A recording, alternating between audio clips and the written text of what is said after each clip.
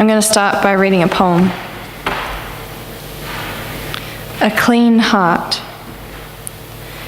Purge my whitewashed heart, O genderless God.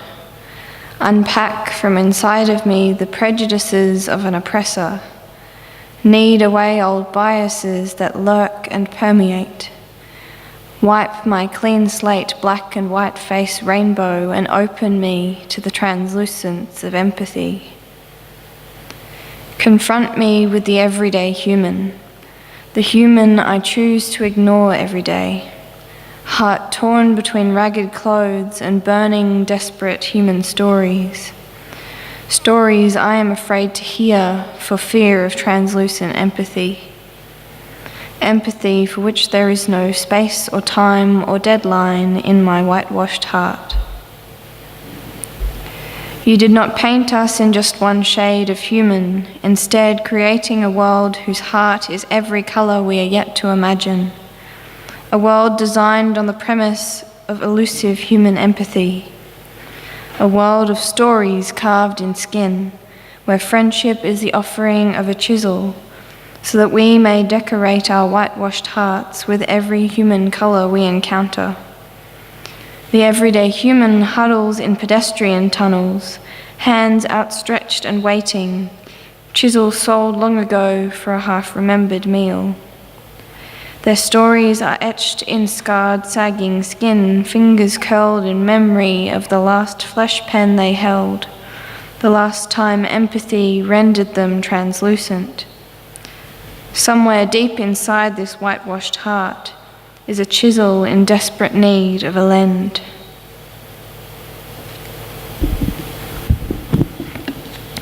I wrote this poem during Lent earlier this year.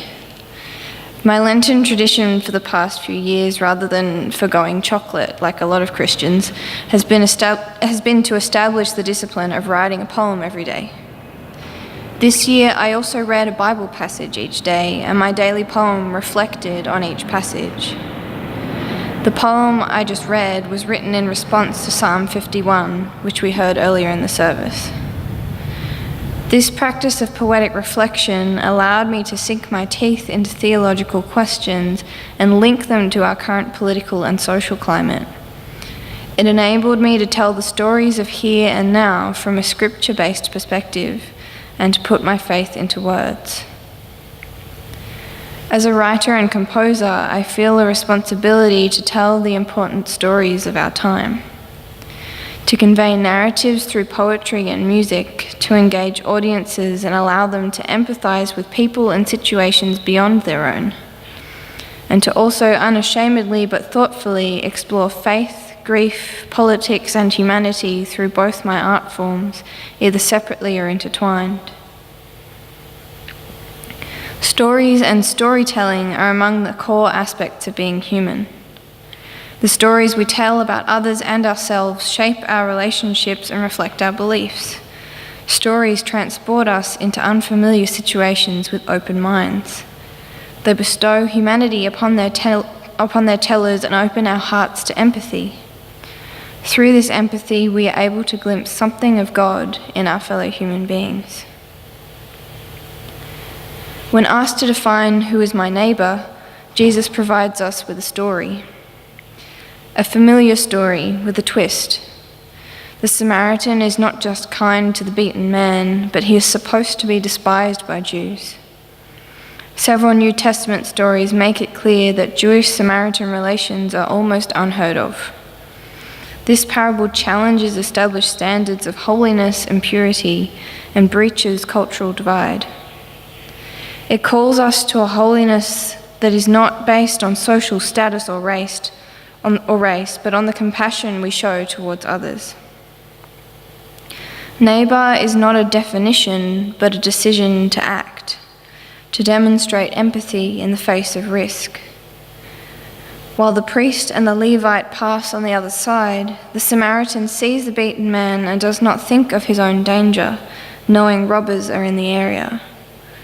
Instead, he sees a broken human being and is moved to an empathy which can only be conveyed through a parable. Jesus places the teacher of the law within this story, challenging both him and us to emulate the empathy displayed by the Samaritan. We are encouraged to see God in surprising places, in the actions of an outcast. Through this parable, we are drawn into a Samaritan space of empathy in the face of risk, where we acknowledge the image of God in our fellow human beings. This parable deepens the meaning of the commandment to love your neighbour as yourself beyond comfortable definitions of kindness towards a love that overflows. God's love does not know cultural boundaries or gender binaries. God overflows, rendering each and every one of us holy through empathy. Every human being on this planet is created in the image of God, and our challenge is to recognize this. We can learn something of God from the Samaritans of our society, from the everyday human. And this point of connection can often come through art. Art has a long history in the church and plays a crucial role in discipleship. Music is an integral part of many liturgies and often forms the backbone of congregational worship. Song and rhythm unite us through the peaceful protests of Love Makes a Way and the Leichhardt Uniting Church drummers at Mardi Gras.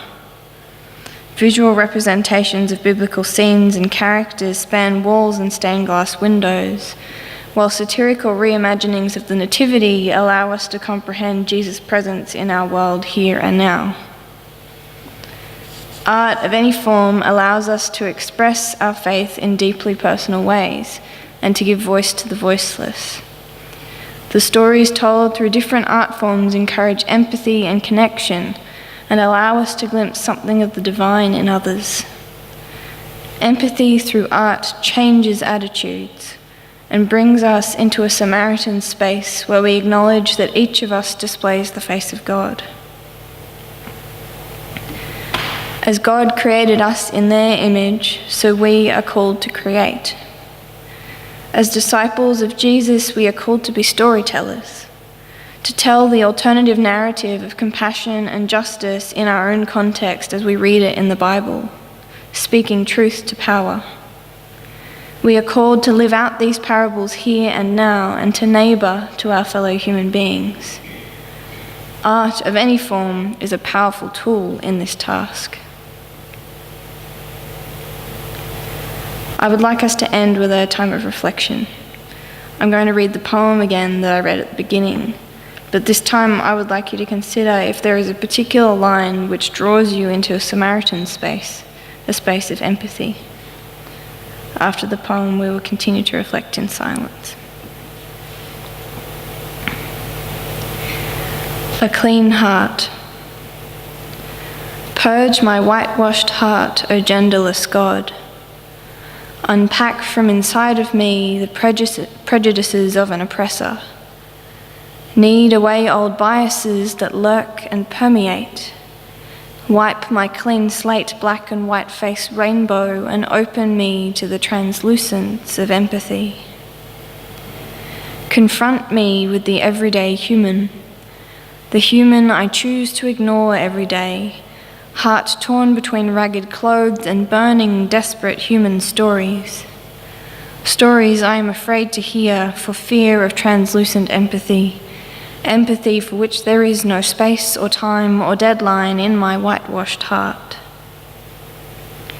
You did not paint us in just one shade of human, instead creating a world whose heart is every colour we are yet to imagine, a world designed on the premise of elusive human empathy, a world of stories carved in skin where friendship is the offering of a chisel, so that we may decorate our whitewashed hearts with every human colour we encounter. The everyday human huddles in pedestrian tunnels, hands outstretched and waiting, chisel sold long ago for a half-remembered meal. Their stories are etched in scarred, sagging skin, fingers curled in memory of the last flesh pen they held, the last time empathy rendered them translucent. Somewhere deep inside this whitewashed heart is a chisel in desperate need of a lend.